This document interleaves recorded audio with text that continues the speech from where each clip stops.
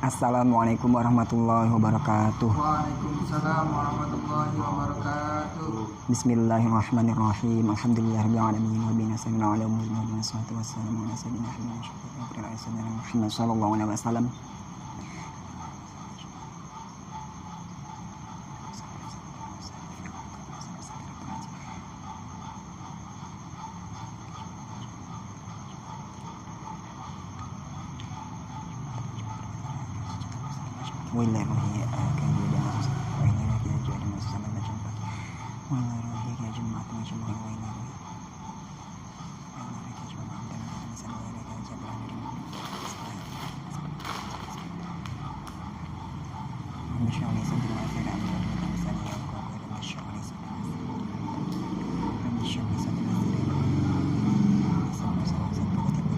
Al-Fatihah. Bismillahirrahmanirrahim. Alhamdulillahirabbil alamin. Ar-Rahmanirrahim. Maliki yaumiddin. Iyyaka na'budu wa iyyaka nasta'in. Ihdinas siratal mustaqim. Siratal ladzina an'amta 'alaihim ghairil maghdubi 'alaihim waladdallin. Bismillahirrahmanirrahim. Qala al-musannifu faslun faminal wajibi manafa'ana bi wa bi'unukum bidarain amin. Faslun ini adalah sebuah fasal. Faminal wajibi, maka sebagian hal yang wajib atas mukallaf. Khamsu sholawatin, ada 5 macam sholat. Khamsu sholawatin, ada 5 macam sholat.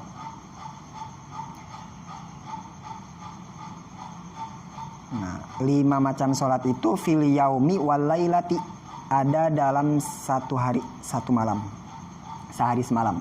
Dalam satu hari ada 5 macam sholat yang wajib untuk orang mukallaf. Az-zuhru, yaitu yang pertama sholat zuhur. Wa waktuha, dan adapun waktu sholat zuhur itu idza zalat, apabila tergelincir asyamsu, matahari,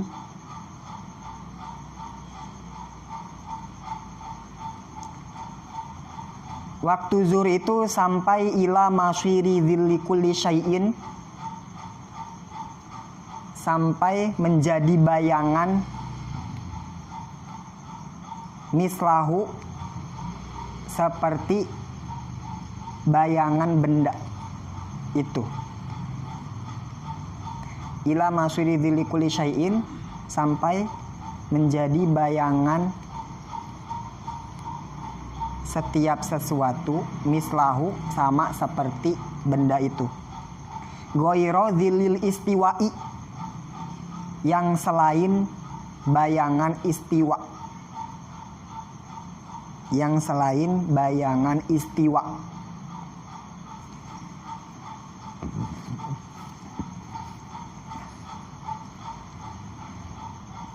Bismillahirrahmanirrahim. Faslun, ini fasal menjelaskan tentang ini ya, waktu-waktu sholat yang diwajibkan buat orang mukallaf. Faslun itu fasal ya, sebuah pemisah, skat. Dibacanya bisa faslun, faslan, atau faslin. Faslun itu kalau di ilmu nahunya ya, kalimah isim ya, isim atau kata benda. Nah, ini kalimah isim.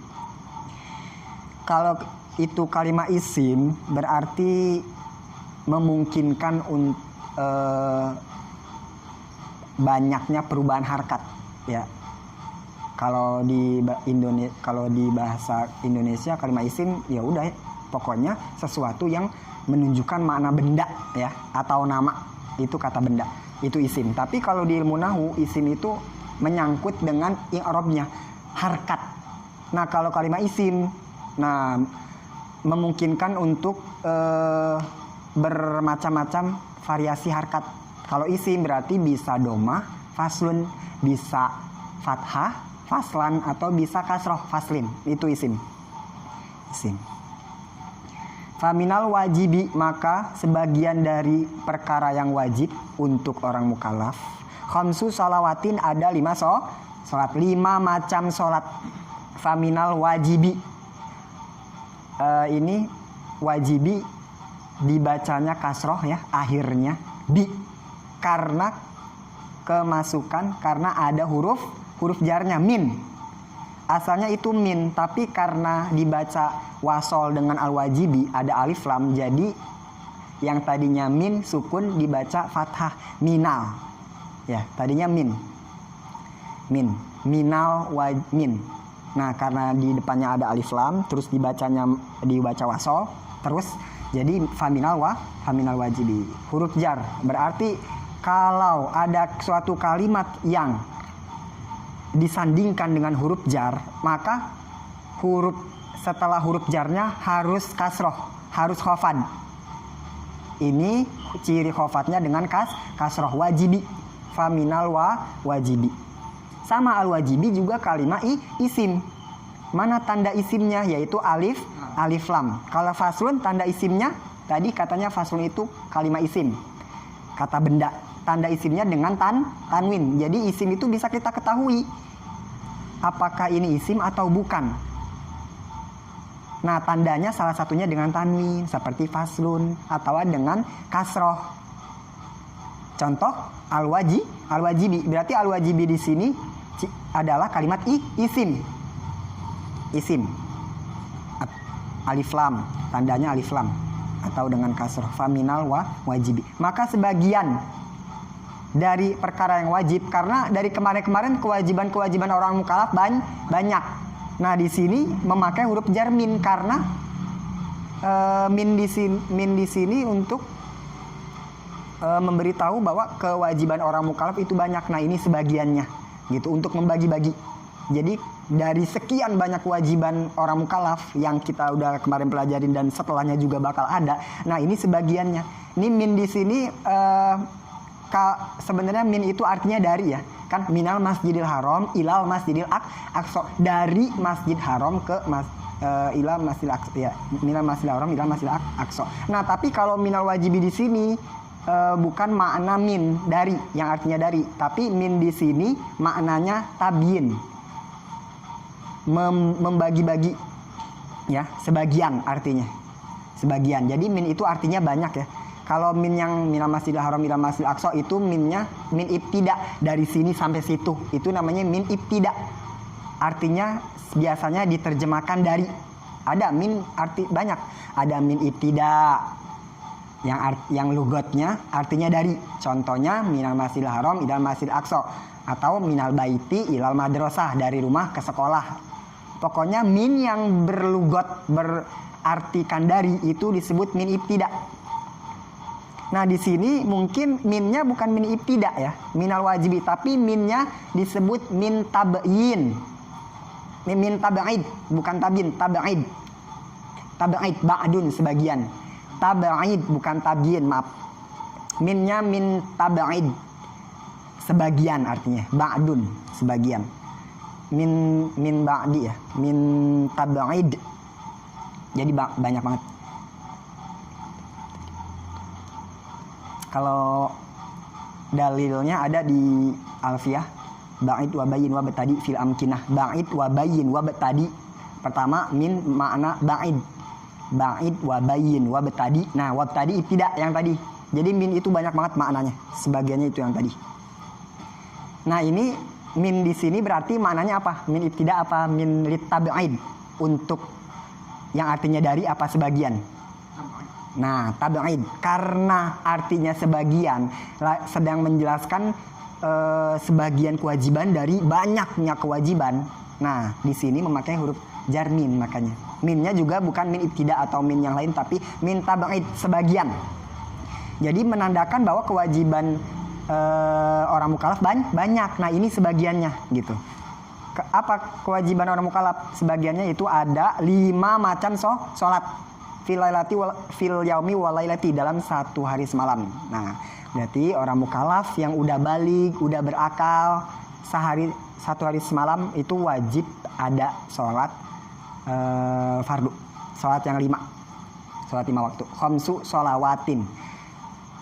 Nah ini sholawatin bentuknya ini jama mu'annas ya. Jama banyak. Kalau satu sholat berarti sholatun. Satu sholat. Kalau sholatnya banyak, macam-macam sholat berarti sholawatun. Sholawatin. Nah seperti ini. Ini jamak. Cirinya mana? Alif dan ta di akhirnya. Ya, ada alif dan ta. Berarti ini sholawatin itu bentuknya jamak, bukan mufrad. Soalnya mufradnya adalah sholatun, jadi sholawatun. Sama kayak muslimun. Muslimun, satu orang muslim. Kalau dijamain jadi muslimatun. Sama sholatun jadi sholawatun. Nah itu perubahan dari mufrad ke jama mu'annas. Tinggal ditambahin alif dan ta. Soalnya di sini sholatnya ada 5, jadi bukan khamsu sholatin, tapi memakai jamak khamsu sholawatin, gitu. Nah kenapa ini enggak khamsatun? Ya, 5 kan itu khamsatun, ya, khamsatun. Nah karena kenapa? Karena yang mau disandingkannya itu mu'annas. Jadi khamsunya jangan pakai ta. Jadi yang pakai ta kalimat yang setelahnya aja gitu ya. Kalimat yang setelahnya aja. Ini namanya adad. Bilangan. Adad, bilangan dalam ilmu nahwu itu namanya adad. Ada rumus-rumusnya. Ada rumus-rumusnya. Ya sama kayak bahasa Inggris juga. Sama. Misalkan bahasa Inggris 15 jadi 15. Nah, ada kayak bentuk tambahan atau apa, padahal mirip 5 tapi cara bacanya juga beda. Nah, sama bahasa Arab juga gitu. Khamsatun kalau digabungin dengan kalimat yang kayak mu'annas kayak gini, nah tunnya yang pertama malah hilang, dikasih ke yang setelahnya. Khamsu jadi khamsu sholawatin. Itu ada rumus-rumusnya juga. Nah, jadi kewajiban kewajiban orang mukallaf sebagiannya adalah wajib melaksanakan sehari semalam ada 5 sholat. 5 sholat. Az-zuhru yaitu yang pertama sholat zuhur. Yang pertama sholat zuhur. Soalnya pertama kali diperintahin sholat itu kan malam 27 Rajab ya, Isra Mi'raj. Nah Isra Mi'raj dinamakan Isra Mi'raj, di situ bertepatan diperintahkannya sholat. Nah sebenarnya udah diperintahin malam, berarti ngelaksanainnya dimulai dari subuh kan, mulai Isra Mi'raj. Tapi di situ Nabi belum diajarin tata caranya, cuman dikasih tahu wajib dalam sehari 5 sholat. Makanya subuh belum dilaksanain. Nah dilaksanain sholat pertama oleh Nabi adalah waktu zuhur. Pas zuhur itu udah diajarin sholatnya bagaimana, tata caranya udah diajarin, udah dikasih wahyu cara sholat. Makanya sholat pertama yang disebut adalah zuhur. Walaupun sebenarnya perintah sholat udah dari malam ya, malam Isra Mi'raj itu diperintahin, tapi belum dikasih tahu tata caranya. Nah makanya awal waktu sholat yang pertama dilakuin Nabi sholat zuhur. Di sini juga zuhur ya tuh. Pertama az-zuhru, sholat zuhur. Wa waktuha, dan adapun waktu zuhur, iza zalat itu ketika matahari tergelincir ya. Matahari tergelincir. Nah, ini berarti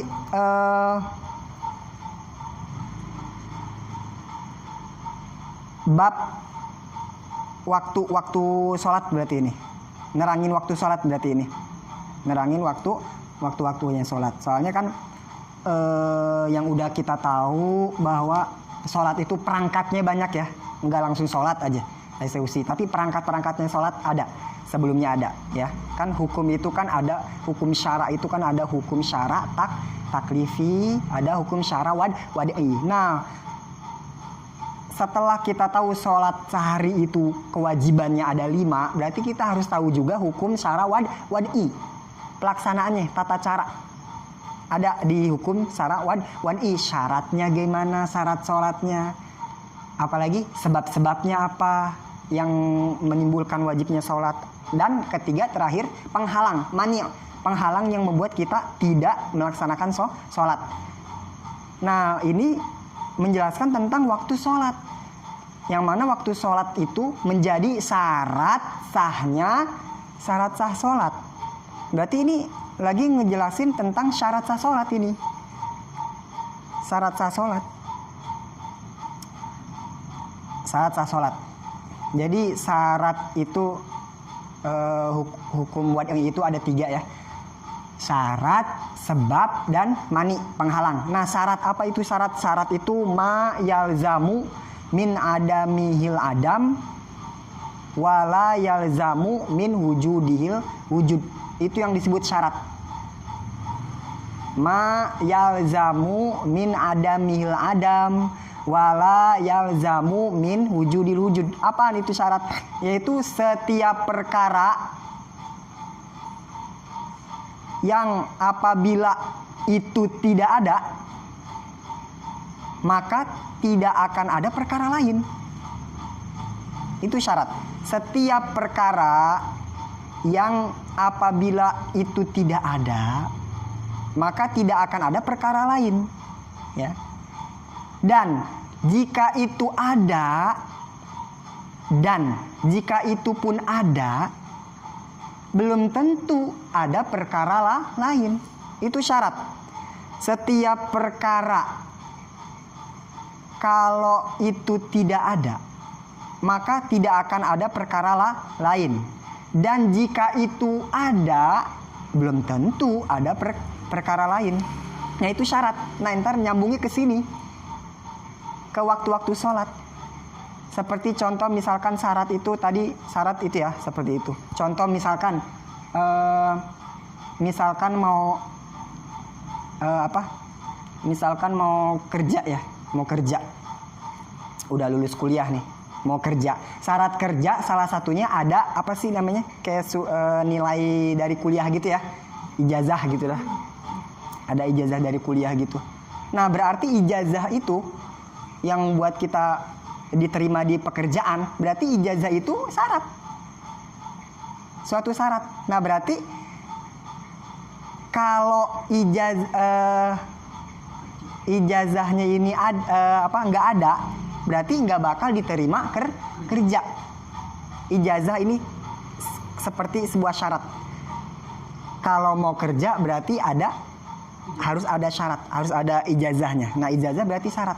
Kalau mau diterima kerja berarti harus ada ijazah. Harus ada ijazahnya. Nah, terus kalau ijazah kuliahnya udah ada, kuliah udah lulus, apa dia harus kerja? Apa dia harus ngelamar kerja di luar yang membutuhkan ijazah, kerja di kantor misalkan, ada tempat-tempat lain yang membutuhkan adanya ijazah? Apa harus? Enggak, ya kan? Udah lulus di kuliah, apa harus dia melamar kerja? Enggak kan? Belum tentu, ya kan? Enggak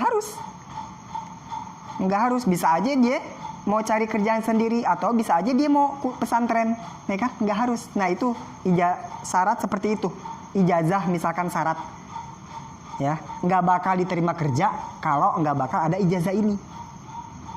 Nah, tapi kalau udah dapat ijazah kuliahnya udah beres, ya, apa harus kerja, ngelamar kerja? Enggak, belum tentu harus ngelamar kerja.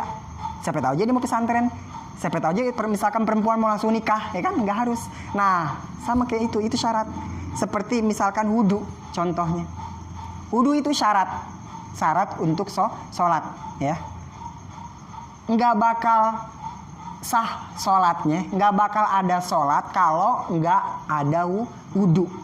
Tapi kalau kita udah ada wudhu, apa harus sholat? Enggak. Bisa aja wudhu buat ngaji kayak begini, ya kan? Atau buat pesunahan mau baca zikir, mau zikir wudhunya, ya kan? Tentu gitu. Misalkan gini, ngapain lu wudhu? Mau sholat? Kan nggak perlu nanya gitu. Bisa aja wudhu ya buat apaan kek? Buat megang Quran, buat ngaji kayak begini, ya kan? Berarti kalau wudhu belum tentu harus sholat. Nah, itulah syarat. Syarat seperti itu. Setiap perkara yang jika itu tidak ada, ya, berarti tidak akan ada perkara lain. Kayak gitu. Kalau Kalau wudu nggak bisa, berarti sholat nggak bisa. Tapi kalau udah ada wudu, nggak harus sholat. Itu syarat namanya. Disebut syarat. Itu disebut syarat. Itu syarat. Nah, yang kedua ada yang namanya sebab. Sebab itu apaan? Sebab itu ma yalzamu min wujudil wujud wa min adamil adam. Itu sebab. Artinya itu setiap perkara yang apabila itu ada, setiap perkara yang apabila itu ada, maka ada perkara lain. Setiap perkara yang apabila itu ada, maka ada perkara lain. Dan jika itu tidak ada, maka tidak ada perkara lain. Itu disebut sebab. Setiap perkara yang apabila itu ada, ya perkara lain juga bakal ada. Tapi kalau itu nggak ada, ya nggak bakal ada perkara yang lain. Seperti misalkan kayak sholat zuhur ini, tergelincir matahari, berarti kita bisa sholat zuhur. Nah, tergelincirnya matahari, ya, berarti menjadi sebab kita wajib sholat saat itu. Paham? Ya, itu disebut sebab. Berarti tergelincirnya matahari menjadi sebab wajibnya kita sholat pada waktu itu. Contohnya itu sebabnya. Itu sebab. Itu namanya sebab. Itu sebab. Yang ketiga, syarat hukum syara' wad'i yang ketiga yaitu mani, penghalang. Mani itu apaan? Ma yalzamu min wujudihil adam wala yalzamu min adamil wujud. Penghalang itu setiap perkara kalau apabila tidak ada,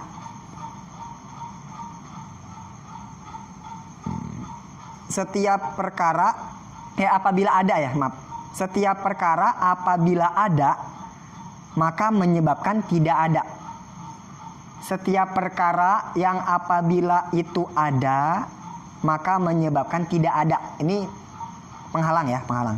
Dan apabila itu tidak ada, belum tentu ada perkara lain.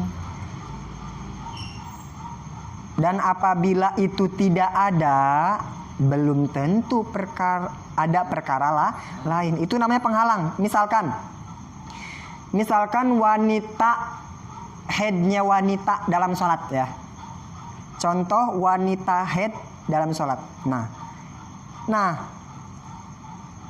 wanita nih, dia lagi head, perempuan lagi head. Nah, dia nggak bisa melaksanakan sholat sebab head menjadi mani, menjadi penghalang. Si wanita itu datang bulan, ada darah, ada head, maka menyebabkan tidak ada sholat. Itu disebut head, berarti disebut mani. Hukum wad'i disebut mani, penghalang. Nah, terus apabila nggak head, misalkan nggak head tuh, dia lagi nggak head, belum tentu ada sholat. Wanita head, wanita yang lagi head, wajib sholat nggak? Enggak, karena ada yaitu penghalangnya ada head.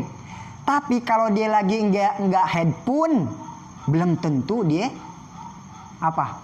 Sholat. Maksudnya apa? Siapa tahu aja dia masih kecil, atau dia lagi gila. Apa? Misalkan dia nggak head tuh, kok lu ini sih orang? Berarti penghalang yang lain seperti gila. Nggak head sih, berarti wajib sholat, tapi dia gila, nggak wajib juga. Nah, berarti apabila itu tidak ada, headnya nggak ada, belum tentu ada perkara lain, ya kan? Kalau dia head, nggak head, berarti belum tentu dia wajib sholat. Siapa tahu aja dia masih kecil, makanya nggak wajib sholat. Atau siapa tahu aja nggak head tapi dia gila, ya kan? Atau lagi mabok, ya gitu.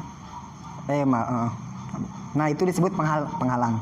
Nah, ini zuhur, musonib menjelaskan waktu zuhur, waktu asar, dan waktu-waktu sholat yang wajib yang lain, menceritakan tentang syarat. Syaratnya syaratnya di sini mungkin syarat sah sholat ya. Jadi syarat itu ada syarat yang dinamakan syarat wajib sholat, ada yang dinamakan syarat sahnya sholat. Kalau syarat wajib sholat itu lebih ke kriteria orangnya. Ada 4 syarat wajib sholat nih ya. Sebelum kita ke syarat sah sholat yang ini nih. Nah, syarat wajib sholat ada 4. Ini lebih ke kriteria orang ya. Yang bisa sholat tuh kayak gimana aja. Yang pertama Islam, balik. Kedua, ketiga berakal. Keempat Islam balik berakal. Keempat tamiz. Islam balik berakal. Islam balik berakal. Nah itu 4 itu. 4 itu syarat wajib namain. Nah kalau yang ini waktu-waktu sholat lebih ke syarat sahnya sholat. Syarat sahnya sholat ya. Syarat sah sholat. Syarat sahnya sholat. Jadi syarat itu sebenarnya ada 2 ya. Syarat itu. Jadi ada yang syarat yang ada di dalam sholat ya, ada 2 nih, ingat, ada syarat yang di dalam sholat, ada yang syarat di luar sholat. Mungkin itu sebelum sholat, jadi sebelum menuju ke sholat gitu ya, sebelum kita takbir gitu. Itu syarat itu ada 2, ingat, ada syarat yang di dalam sholat ya, ingat, ada syarat yang di luar sholat ya, ingat. Nah syarat yang di dalam sholat itu namanya rukun ya, yang kita kenal dengan rukun sholat. Nah itu syarat juga sebenarnya, tapi syaratnya ada di dalam sholat. Kita udah masuk ke sholat, itu disebut syarat sholat juga sih, tapi disebutnya rukun. Karena syarat itu ada 2, ada yang di dalam sholat, ada syarat yang di luar sholat. Syarat yang di dalam sholat namanya rukun. Ya, ada yang kedua syarat di luar sholat. Ya, syarat di luar sholat. Nah, syarat yang di luar sholat itu ini syarat sah sholat ini. Selain yang di dalam sholat, itu syarat sah sholat ini di luar sholat. Nah, syarat yang di dalam sholat seperti misalkan sujud. Sujud nih syarat yang di dalam sholat ya, yang disebut rukun. Sujud syarat sholat, jadi syarat sholat. Tapi terus ada di dalam sholat, pas kita sholat di dalamnya ada sujud, ada. Nah maka sujud dijadikan rukun. Sujud disebut rukun sholat. Karena apa? Syarat yang berada di dalam sholat. Sujud rukun sholat. Dan termasuk juga syarat, tapi syarat yang ada di dalam sholat dinamakan rukun. Itu. Contoh syarat yang di luar sholat, wudu. Wudu jadi syarat sholat, syarat sah sholat. Nah, terus wudu apakah ada di dalam sholat? Kita lagi sholat wudu gak? Lagi sholat nih ngelaksanin wudu gak? Enggak, di dalam sholat enggak ada gerakan-gerakan wudu. Berarti wudu menjadi syarat sholat yang ada di luar sholat, bukan bagian sholat. Gitu. Jadi Kesimpulannya syarat sholat itu adalah perkara yang dibutuhkan untuk kesahan sholat.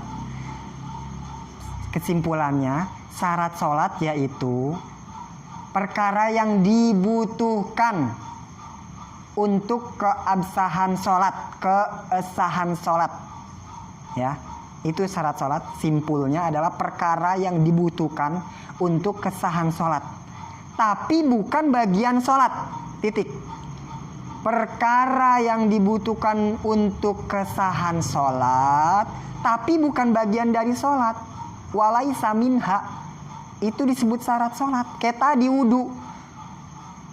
Sholat butuh wudu gak? Berarti wudu menjadi syarat sholat. Ya, tapi wudu ada di dalam sholat? Gak ada. Itu disebut syarat sholat. Perkara yang dibutuhkan syarat sholat adalah perkara-perkara yang dibutuhkan untuk menjadi sahnya sholat. Tapi bukan dari sebagian sholat. Sebab bagian sholat tuh ya takbir, sujud, rukun gitu. Contohnya wudhu. Terus kalau rukun sholat apa? Kesimpulannya rukun sholat itu perkara yang dibutuhkan untuk kesahan sholat, sama yang kayak tadi. Definisi syarat sholat sama. Perkara yang dibutuhkan untuk kesahan sholat sekaligus menjadi bagian sholat. Contoh sujud. Kalau nggak sujud sah nggak sholat? Nggak sah. Berarti sujud menjadi hal yang dibutuhkan untuk sholat. Sekaligus sujud juga menjadi bagian dari sholat. Maka sujud termasuk rukun sholat. Kayak gitu. Ya, paham? Dari awal tadi syarat ada dua, ada yang di luar sholat, ada yang di dalam sholat. Ya, yang di luar sholat seperti wudhu disebutlah syarat sah sholat. Seperti wudhu gitu. Syarat yang di dalam sholat suka disebut rukun, seperti sujud, ruku, itidal. Nah itu rukun. Syarat juga, syarat sah sholat, syarat sholat juga, tapi syaratnya ada di dalam sholat gitu. Itu dah ya. Tapi secara umum syarat sholat, ingat yang tadi ada syarat wajib sholat, ada syarat sah sholat ya. Kalau syarat wajib sholat lebih ke kriteria orang yang siapa aja sih yang diwajibin sholat, yang bisanya sholatnya sah tuh siapa aja sih? Ada 4 yang tadi ya. Islam, balik, berakal. Iya itu ada 4. Nah, ada yang disebut syarat sah sholat. Ada syarat wajib sholat, lebih ke kriteria ya, sifat-sifat orang yang wajib sholat siapa sih? Itu ada 4 yang tadi. Ada syarat sah sholat. Nah, syarat sah sholat ada 5. Yang pertama ya ada 5. Ada 5 tuh. Yang pertama suci dari hadas. Ini ntar nyambungnya ke sini nih. Kenapa kita harus tahu waktu zuhur, waktu asar? Nanti nyambungnya ke situ. Nah, ini syarat sah sholat. Pertama adalah suci dari hadas. Kalau kita nggak punya, kalau kita kentut, kencing, terus mau sholat, berarti kita lagi hadas. Berarti harus apa dulu? Wudhu. Misalkan kita cewek head nifas, udah rapi, terus mau sholat, berarti harus mandi. Nih kayak gitu. Yang pertama suci. Yang kedua berarti suci badannya, ya. Pakaian dan tempat sholat. Lebih ke ketika sholat ya. Yang kedua ini lebih ke ketika sholat. Kita badan misalkan udah wudu, tapi ada tai di sini, sah gak sholatnya? Nah itu lebih ke lagi eksekusinya. Terus badan nggak ada sih, nggak ada kotoran, tapi pakaian nempel, ada bangke, semut, ya, ada cicak, nggak sah juga. Misalkan suci ini kita badan, pakaian, nggak ada bangke, nggak ada tai, tapi tempat sholat kita ada bangke atau ada tai, nggak sah juga. Nah itu makanya menjadi syarat sah sholat yang kedua yaitu suci badan, pakaian dan tempat sujud kita, tempat sholat, tempat kita bertapak gitu ya. Yang ketiga menutup aurat. Kita udah wudu, terus tempat kita bersih, badan gak ada kotoran, pakaian juga suci, tapi lagi sholat aurat kebuka, ketiup angin, udah gitu nggak ditutup lagi, atau adik kita ngangkatin aurat kita, sah sholatnya jadi batal kalau nggak keburu ditutup, jadi batal. Maka nutup aurat menjadi syarat sahnya sholat yang nomor 3. Nomor 4 syarat sah sholat yaitu tadi menutup aurat. Nomor 4 syarat sah sholat yaitu yang ini dia, mengetahui masuknya waktu sholat, mengetahui waktu sholat. Nah ini ntar nyambung ke sini. Yang keempat mengetahui waktu sholat. Maka kita belajar ini perlu mengetahui ini, karena menjadi waktu sholat. Wajib ya, wajib tahu waktu sholat. Kayak misalkan, soalnya waktu sholat itu misalkan dari zuhur kita taunya waktu asar kalau waktu zuhur udah habis, gampang kan? Kita tahu waktu maghrib kalau waktu asar udah habis, gampang. Kita tahu waktu isya kalau maghrib udah habis, gampang. Tapi kalau zuhur gimana? Iya subuh. Belum tentu. Subuh habis apa kita bisa sholat jam 7 sholat zuhur? Nggak bisa. Maka wajib kita mengetahui kayak gini-gini. Ya. Terus waktu subuh batasnya apa sampai zohor? Enggak kan? Maghrib batas habisnya waktu maghrib kalau udah isya. Gampang, enak kita tahu. Tapi kalau subuh, habis waktu subuh tuh jarang orang tahu. Habis waktu subuh tuh ya sampai setengah 7 juga masih ada yang sholat subuh kali. Padahal jam 5 dia udah bangun, tapi karena dia mungkin nggak tahu, mungkin sholat subuh habisnya waktu zuhur, padahal bukan. Makanya di sini wajib mengetahui waktu sholat. Sebab waktu batas akhirnya waktu subuh bukan zuhur, tapi namanya isyraq. Makanya di masjid ada suka ada digital waktu sholat itu ada isyraq. Nah isyraq itu untuk kita mengetahui batas akhirnya waktu subuh. Ya, kenapa nggak ada batas akhir waktu maghrib? Kenapa?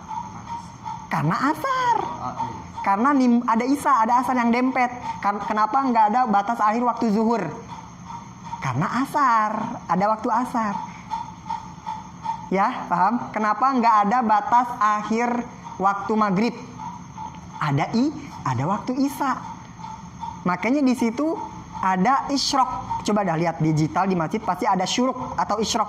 Waktu isyraq ada. Kenapa? Karena bukan zuhur batas akhir subuh ya. Paham? Ada waktu isyraq itu harus tahu. Makanya harus tahu waktu-waktu zuhur asar. Mengetahui. Az-zuhru yang pertama yaitu salat zuhur. Wa waktuha dan waktu zuhur idza zalat asyamsu. Kalau matahari udah tergelincir. Gimana itu tergelincir, ngeginding apa gimana? Ila masiri bili kulli syai'in mislahu. Jadi misalkan kayak kayak ini. Misalkan masiri bili kulli syai'in mislahu. Misalkan katanya waktu zuhur itu kalau matahari udah tergelincir. Matahari tergelincir dari mana? Tuh matahari bisa ngegelinding gitu. Jika matahari ada di atas istiwa, ya, ada di tengah-tengah, ya, ada di atas kepala banget, istiwa itu namanya, istiwa. Nah, ada di tengah-tengah kita, misalkan dah ini kita nih, atau ini tongkat lah ya, atau kita berdiri di sini. Nah, maksudnya apa waktu zuhur itu? Kalau ngelihat matahari ngegelinding kan kagak ya, kagak jingkrak-jingkrakan, enggak. Makanya kita harus paham di sini. Maksudnya kalau apabila matahari udah ngegeser dari istiwa. Istiwa itu apa? Istiwa adalah suatu kondisi di mana matahari berada di atas kita, berada di tengah langit lah ya. Berada di tengah-tengah langit banget, katulistiwa ya. Suka disebut katulistiwa, itu berarti garis katulistiwa. Nah, berarti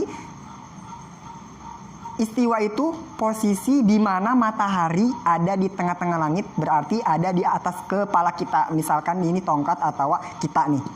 Nah, ini matahari ada di sini. Ini namanya istiwa ya. Paham? Udah paham berarti istiwa. Nah, waktu zuhur kapan? Kalau dia tergelincir. Ya, tergelincir. Nah, berarti ke sini. Kalau dia udah tergelincir. Saya matahari di sana. Matahari dari mana? Dari timur kan? Misalkan timur. Matahari terbit dari timur. Nah, ke timur. Udah pas. Nah, kalau ini ada bayangan. Kalau tongkat ini atau kita timbul bayangan dari tubuh kita. Kalau matahari ke barat berarti ini kan otomatis ada ya. Ada bayangan. Ini matahari nih. Pagi nih. Terbit ya. Tengah-tengah nih misalkan jam 12 nih misalkan lagi istiwa. Nah, itu kita belum wajib sholat zuhur. Bahkan haram ya. Ada waktu istiwa haram sholat. Nah, itu di situ. Waktu haram sholat ada ya. Waktu haram sholat ada. Salah satunya kalau matahari istiwa.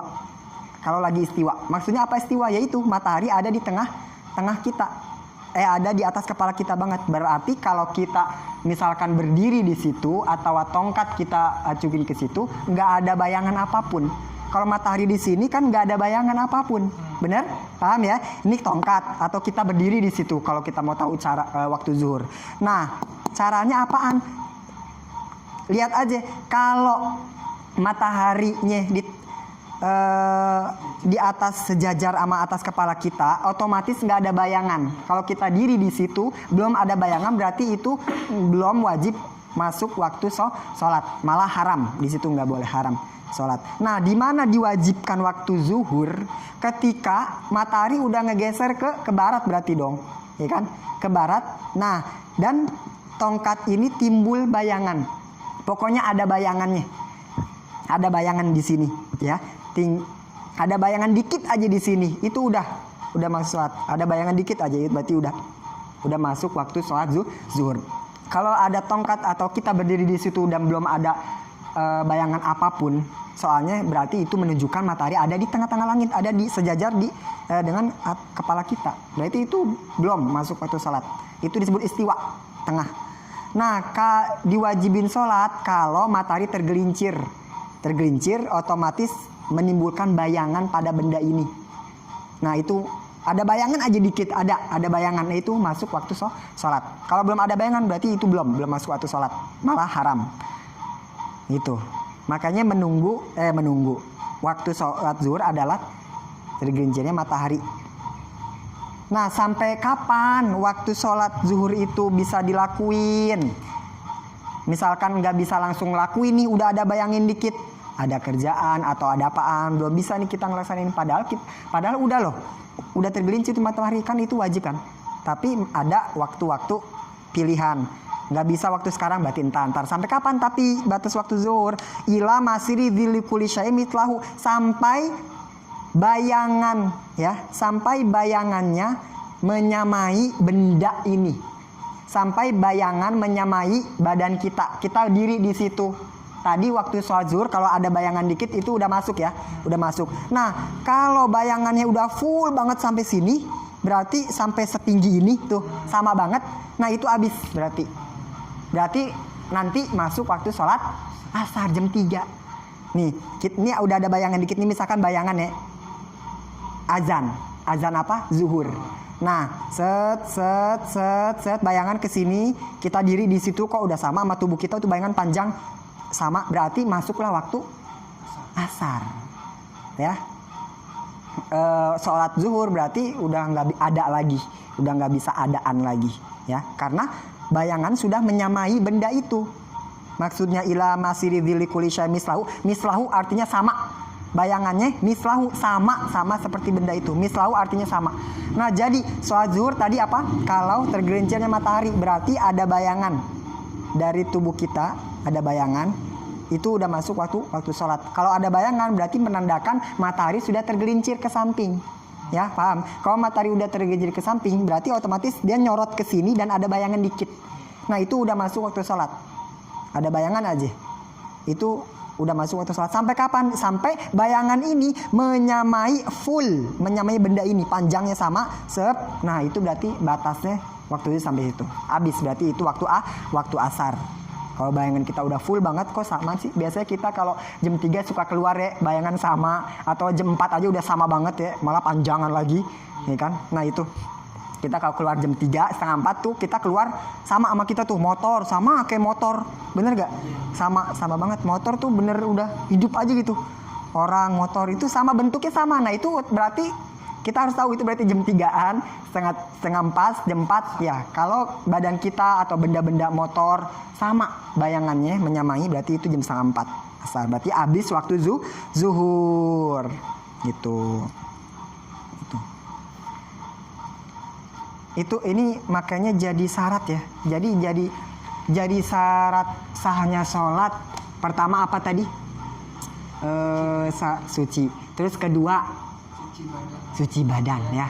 Ini lebih ke eksekusi lagi sholat ya. Lagi mau sholat, lagi sholat. Terus menutup aurat. Kalau lagi sholat pun kebuka aurat, dibuka sama adik kita, sama anak kita, batal. Kalau kita nggak langsung gituin ya. Nah, sama mengetahui waktu sholat pun begitu. Jadi gini, bahkan menjadi syarat kan, menjadi syarat. Jadi waktu sholat ini harus tahu. Kita bukan harus tahu waktu sholat jam segini, bukan. Tapi setiap sholat kita harus ada tahu dulu, ya. Bukan berarti kayak gini. Rasi tahu sholat waktu zuhur kapan? Iya, jam berapa gitu simpelnya. Jam 12. Nah, Rasi udah tahu kan? Udah hafal lah waktu ini jam segini, waktu ini jam segini karena sering. Tapi suatu ketika Rasi misalkan bangun tidur gitu ya, atau apapun, apakah Rasi langsung sholat zuhur waktu itu? Misalkan bangun tidur jam 1 tapi Rasi bangun tidur nggak lihat jam. Apakah Rasi langsung sholat aja? Harus apa dulu? Harus tahu, harus mengetahui. Jadi bukan tahu waktu ini, bukan harus dihafalin, dihafalin udah. Tapi harus ada harus ada notis dulu ke kitanya. Oh ini waktu ini udah kayak gitu. Oh ini udah waktu, lihat jam atau lihat azan kalau kita kayak gitu. Itu jadi syarat, bukan berarti tahu aja udah, bukan. Tapi setiap kita mau sholat kita harus di diri kita harus ada notis dulu, harus tahu dulu. Oh ini jam berapa? Misalkan nggak dengar azan atau kita nggak punya jam, gimana? Sholat aja udah, enggak gitu. Walaupun tahu kita jam ini nih, jam segini waktu sholat zuhur, tapi kan kita harus tahu, harus ada notis di kita. Oh ini udah sholat zuhur walaupun nggak dengar azan, ya itu harus tahu.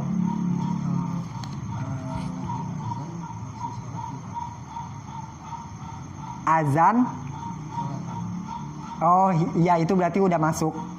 Ya berarti mulai kalau buka puasa nunggu azan rapih apa azan langsung habok, langsung seperti itu ya.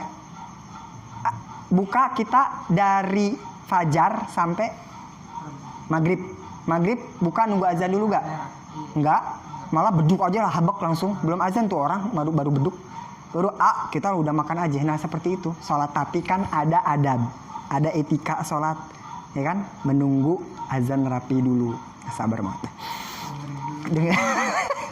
Tapi sah, kalau nanya itu sah sholatnya, ya kayak gitu. Kita batalin puasa aja batal, udah sah kan. Kalau perempuan pakai mukena atau baju itu tangan panjang terus. Iya, mukena itu istilah ya. Istilah kita bahan disambung-sambung jadilah namanya mukena. Tapi kalau nggak pakai mukena tapi bahan itu menutupi syarat-syarat yang udah ditentuin, perempuan segini nih, auratnya segini, ya sah aja walaupun nggak pakai mukena. Tapi mukena itu udah standar menutup aurat yang baik gitu ya, disebutlah mukena. Tapi kalau nggak pakai mukena tapi bisa nggak, kita lihat dulu apa ini bahannya, seperti apa bentuknya, apa kaos begini doang. Kalau kaos begini doang ya, misalkan sweater, kalau lagi begini ketarik dong, ya kan? Tuh, misalkan ini sweater nih cewek, nggak apa-apa segini juga, tapi ini ketarik, begini tuh, kelihatan dong ininya, ya kan? Makanya disebutlah, dipasang di Indonesia di bahan, dijahit suatu bahan, suatu pakaian yang benar-benar menutupi dan gerakan sholat pun tidak ngaruh membuka aurat, disebutlah dinamakan mukena gitu. Kalau nggak pakai mukena tapi itu menutup aurat, nggak apa-apa gitu. Nah balik lagi, mengetahui waktu sholat itu harus ya, harus. Makan di sini, kalau di sini warobiuha nih, syarat keempat syarat sholat yaitu ma'rifatu duhuli waktin, mengetahui waktu sholat, yakinan auzonan, baik itu yakin atau cuman dugaan, baik itu yakin atau dugaan. Faman sholat, maka barang siapa yang sholat biduniha, tanpa mengetahui dulu waktu sholat udah masuk atau belum, lam tasiha, maka tidak sah sholatnya. Wa in waqa'at, walaupun sholatnya itu fil waktu benar, walaupun dia sholat itu benar, tepat, benar, emang benar waktu masuk, tetap nggak sah. Tuh ya kan, sebegitu jadi syaratnya mengetahui dulu waktu sholat. Misalkan Zohor lagi di kebun, ya, lagi di kebun nggak kedengaran azan tuh orang lagi gituin tanaman, nggak kedengaran azan, ya. Terus belum ada orang yang lewat gitu, nggak bawa jam juga. Terus dia sholat aja, ya, sholat aja, sholat. Udah rapi, ada orang lewat, baru dia nanya jam berapa ini? Jam 1. Oh, alhamdulillah bener tadi. Nah itu sholatnya nggak sah. Sholatnya nggak sah. Dihitung belum sholat zuhur. Lagi di kebun, ya. Dia nggak tahu tuh, dia nggak dengar azan, nggak bawa jam. Orang juga belum ada yang lewat. Dia mau nanya, dia sholat aja.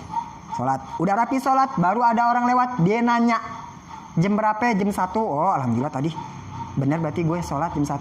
Tetap sholatnya tidak dihitung. Berarti dikatakan dia belum sholat, wajib sholat lagi. Nah, ya kan? Sebegitu jadi syaratnya mengetahui, harus notice ke kita dulu waktu sholat. Entah itu dengan cara kita sendiri, yakinan auzonan, itu clue-nya ya. Yakinan auzonan, entah itu yakin, maksudnya yakin apaan? Ya kita melihat jam, ya kan? Yakin, atau azan itu udah yakin banget. Atau kita mau coba sendiri, tongkat bawa situ atau diri. Nah itu disebut yakin. Yakin itu dari lihat jam, ya. Ingat nih, syarat sahnya sholat salah satunya mengetahui waktu sholat, ya. Harus ada notis ke kitanya bahwa itu udah masuk, oh baru boleh sholat gitu. Harus ada notis dulu. Bukan setiap satu sholat doang, setiap kita mau ngelaksanain sholat gitu. Marifat di sini tuh bukan tahu, oh hafal, saya hafal kok waktu-waktu sholat, bukan begitu. Tapi setiap sholat harus ada notis dulu, entah itu notisnya masuk waktu sholat dengan azan. Oh ini azan, ya udah. Nah itu berarti notisnya nggak apa-apa, berarti sah kalau dia mau ngelakuin sholat. Terus apakah entah itu dia nggak ngedenger azan tapi lihat jam udah jam 1, oke, sholat sah sholatnya. Itu notisnya dari situ. Itu notis yakin namanya. Lihat jam atau azan atau mau nyoba sendiri tongkat atau bagaimana, itu disebut cara mengetahui dengan yakin atau auzonan atau dengan menduga.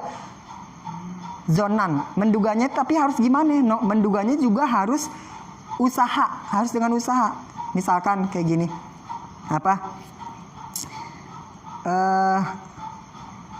i'lam, ketahuilah annaman, sesungguhnya orang jahila al-waqta, yang tidak tahu waktu sholat, linahwi goyimin, misalkan seumpama awannya mendung, nggak tahu, atau dia terkurung, ya, terkurung atau ditahan, dikurung sama orang yang mana nggak ada waktu, nggak ada jam, ya kan? Atau di tempat di mana kita di hutan misalkan, ya, nyasar, nggak tahu jam, nggak ada azan, nggak dengar azan, itu gimana caranya? Ya, tapi sedangkan kalau sholat, syarat sah sholat harus tahu waktu sholat, harus ada notis, tapi dia dalam keadaan nggak dengar azan, jam nggak ada, atau lagi mati lampu di rumah nggak ada jam, kekurung di rumah, kekurung di gedung, gimana itu? Berarti ada jalan yang lain, yaitu zonan. Iya, dugaan yang kuat, tapi dia harus lihat zonan itu, ya. Berarti akhoza wujuban, maka dia wajib mengambil jalan, yaitu dengan bikhabari sikotin, mengambil mengetahui kabar dari orang. Kalau dia nggak bisa, tadi dia nggak dengar azan, jam juga nggak punya, ya, misalkan lagi di pasar atau tadi lagi di kebun, gimana itu caranya? Nggak bisa dengan sendiri, nggak bisa yakin, ya, nggak bisa ngeyakinin sendiri. Makanya boleh cara yang kedua, yaitu nanya ke orang yang terpercaya. Oh ini dia kepercaya nih, entah seperti apa, terpercaya, pokoknya orang yang dipercaya ngasih tahu kita, berarti itu termasuk kita udah ma'rifat, udah tahu, udah ada notis di kita. Berarti kalau kita mau ngelakuin sholat sah, soalnya kita udah dibilangin dari orang. Misalkan Rasi nanya ke Kak Eja, udah sholat zuhur belum? Udah. Tapi Rasi tahu waktu sholat gak? Tahu dari siapa? Dari orang. Dari orang. Tapi Rasi nggak ngeliat jam, nggak ngeliat, nggak ngedenger azan karena bangun tidur, nggak ngeliat jam nggak ada. Tapi nanya ke Kak Eja, terus Rasi sholatnya sah karena mengetahui info dari orang yang terpercaya, ya, percaya gitu. Nah itu sah juga. Itu cara mengetahui waktu sholat. Pokoknya clue-nya, intinya harus ada notis ke kitanya dulu, itu waktu sholat. Oh ini masuk sholat nih, gitu. Harus ma'rifat. Jadi harus mengetahui waktu sholat itu bukan berarti alhamdulillah nih udah tahu gue zuhur jam segini, asar jam segini, nggak gitu. Tapi kalau kita mau lakuin sholat harus ada notis di kita dulu. Notisnya mungkin zaman sekarang jam ya. Sekarang mah udah nggak perlu kita naruh tongkat di situ. Gimana ini ada bayang nggak? Sekarang tuh udah ada teknologi jam atau apa azan sekarang. Nah gitu, itu notisnya, itu boleh syarat sah sholat. Nah gimana kalau nggak ngedengar azan atau nggak punya jam atau mati lampu atau gulem nggak bisa ngeliat matahari, gimana bayangan ya kan? Nah caranya kita dinanya ke orang yang terpercaya. Terus gimana kalau nggak ada lagi? Fa'ilam yajid, maka apabila ia tidak menemukan manzukiro, orang yang telah disebutkan, nggak nemuin orang dah yang terpercaya satupun, nggak ada. Aulam yasma al azan, atau dia nggak ngedengar azan. Ijtahada, maka cari, dia harus ijtihad. Kalau dia nggak bisa mengetahui waktu sholat dengan yakin, maka dengan zon. Bagaimana kita mengetahui waktu sholat dengan zon? Harus ijtihad. Disebutlah zon ijtihad, dugaan yang dicari dulu. Jadi walaupun kita nggak tahu jam, nggak dengar azan, bukan berarti kita udah aja sholat, enggak. Tapi harus ijtihad, harus ada effort, harus usaha dulu katanya harus usaha dulu, ijtihad, harus nyari, harus ada bentuk nyari dulu, usaha dulu, gitu. Nggak langsung sholat aja, enggak. Kalau kita nggak bisa yakin harus dengan zon. Nah zonnya juga harus ijtihad, harus berusaha. Nah ijtihada maka cari inkodaro apabila ia mampu bikiroatin dengan bacaan. Nah ini misalkan jam nggak ada, azan juga nggak dengar, tapi dia sudah istiqomah, udah biasa dengan bacaan. Misalkan maghrib, ya dia habis sholat maghrib tuh, terus karena dia udah istiqomah baca sholat, dia udah biasain habis maghrib baca salawat 100 kali, la ilallah 100 kali, istighfar 100 kali, la haula 100 kali, ya goni 100 kali, la yadur masmi 100 kali. Nah setelah dia mencoba itu, selalu begitu mencoba setiap maghrib membaca itu, azan langsung. Pas 100 ini, 100 ini, 100 ini, 100 ini, langsung azan isya. 100 habis maghrib selalu dia istiqomah 100, la haula 100, la ilallah 100, 100, langsung isya. Nah kalau dia udah istiqomah begitu, ya, nah dia walaupun dia nggak dengar azan, nggak ngelihat jam, nggak dibilangin dari orang, sah sholatnya. Soalnya dia udah istiqomah bikiroatin dengan bacaan-bacaan, wirid-wirid, ya, atau surat-surat nih, dia mau muzakarah lagi, abis pokoknya dia udah biasain abis maghrib gini-gini. Terus setiap dia 100 kali la haula, wirid dia yang terakhir pasti azan langsung. Nah ketika kita nanti sholat di mana ya, misalkan sholat yang nggak ada jam, nggak dengar azan, terus kita abis maghrib wirid jadi, terus kita nggak ada azan, nggak dengar azan, jam nggak punya, maka kalau dia sholat sah, soalnya dia udah dibiasain dengan kebiasaan wiridnya, kalau segini langsung azan isya, ya. Padahal dia isya nggak dengar azan. Padahal syarat sah sholat adalah mengetahui masuk waktu sholat. Sedangkan dia misalkan lagi di hutan, nggak dengar azan, nggak ada jam, gulem, cara ngetahuinya gimana? Nah kebetulan dia ada kebiasaan istiqomah abis maghrib, wirid ini langsung isya. Nah kalau dia begitu, udah istiqomah begitu, walaupun nggak denger azan isya, nggak lihat jam, nggak ada orang, sah kalau dia mau sholat juga. Soalnya dia udah biasain dengan bikiroatin, dengan bacaan segini isya. Mantep banget ya, mengetahui waktu sholat dengan wirid, kebiasaan wiridnya, mantap, hebat. Au hirfatin, atau dengan pekerjaan tertentu, pekerjaan. Misalkan kita kebetulan suka jahit, kahiyatotin, seperti menjahit, seorang penjahit atau misalkan zuhur. Dari zuhur kita udah kebiasaan nih, dari zuhur ada pesanan kita ngejahit 2 baju nyablon, selalu 2 baju langsung asar. Selalu ngeberesin nyablon 2 baju langsung asar. Selalu abis zuhur ngeberesin dua baju ini nyablon langsung asar. Nah suatu ketika dia nggak nemuin azan, nggak ada jam. Nah kebiasaan itu bisa menjadi patokan asarnya dia. Pas dia mau ngelakuin asar, mau ngelaksanain sholat asar, tapi dia nggak nemuin jam, nggak ngedenger azan, nggak ada orang satupun yang buat ditanya, maka patokan jahit ini bisa dijadiin syarat sahnya sholat. Ya, walaupun dia nggak dengar azan, nggak ada notis apapun, tapi dengan kebiasaan hirfah pekerjaannya dia. Ya, misalkan gue gini nih kerja, gue beresin ini, bersihin inian, bersihin lantai, bersihin ini langsung isya nih. Udah kebiasaan tuh sehari-hari. Berarti dia kalau mau sholat, ya udah dengan kebiasaan itu aja, gitu. Tapi tetap harus isaha dulu, harus ada ijtihad, harus nyari dulu. Atau kebiasaan yang kita tadi harus ada kebiasaan. Itu contohnya wakasyahi dikin atau dengan berkokoknya ayam. Misalkan di hutan atau di tempat yang nggak terdengar azan, jam juga nggak punya, mendung, tapi kita dengar kokok ayam subuh misalkan. Dulu ayam Dulu tuh ayam mujarab ya. Maksudnya mujarab ayam berkokok emang bener-bener pas waktu sholat. Tapi ayam-ayam sekarang katanya sih kurang warok. Jadi ayam-ayam sekarang tuh betayi di mana aja. Terus pemiliknya nggak minta maaf, katanya sih gitu. Ayam-ayam sekarang kurang warok. Atau pemilik, bukan salah ayamnya yang warok, maksudnya pemiliknya. Disebutlah ayam-ayam sekarang nggak kurang warok, kurang apik. Jadi yang begitu. Iya, jadi ngaruh ke ini juga. Iya, jam 11. Malah sekarang jam 11, jam 3 siang pun sholat subuh apa nih? Makanya. Dulu tuh ayam pas waktu sholat tuh berkokok. Tapi karena ayam-ayam sekarang nggak warong, nggak apik. Maksudnya apaan? Orang pemiliknya mungkin nggak dikasih makan, makanya dia berkokok mulu. Jadi Kampungnya masih gitu ya? udah ini juga kayak siang juga dia berkokok. Subuh aja kali tiap hari. Iya. Nah, tapi zaman dulu mujarab. Nah, ini yang dicontohin ayam tuh. Udah ada di kitabnya. Ayam berkokok itu menandakan waktu sholat. Ya kan? Tapi ayam sekarang jarang. Ayam kurang apik gitu. Ayam nggak warok. Pemiliknya maksudnya ya. Betayi di mana aja nggak minta maaf sama orangnya. Atau nggak dikasih makan. Makanya dia berkokok sembarangan. Ya kan? Gitu.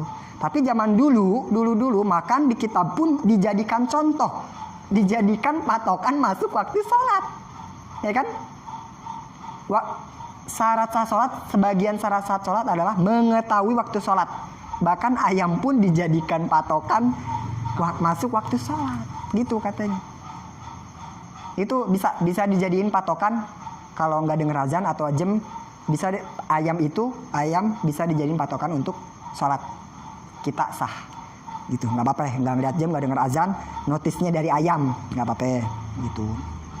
Terus misalkan gimana, nggak ada apa-apaan, bener-bener misalkan di padang ya, di padang yang padang pasir tuh, dan lagi gulem misalkan gitu ya. Sekarang kan gulem ya, gulem juga.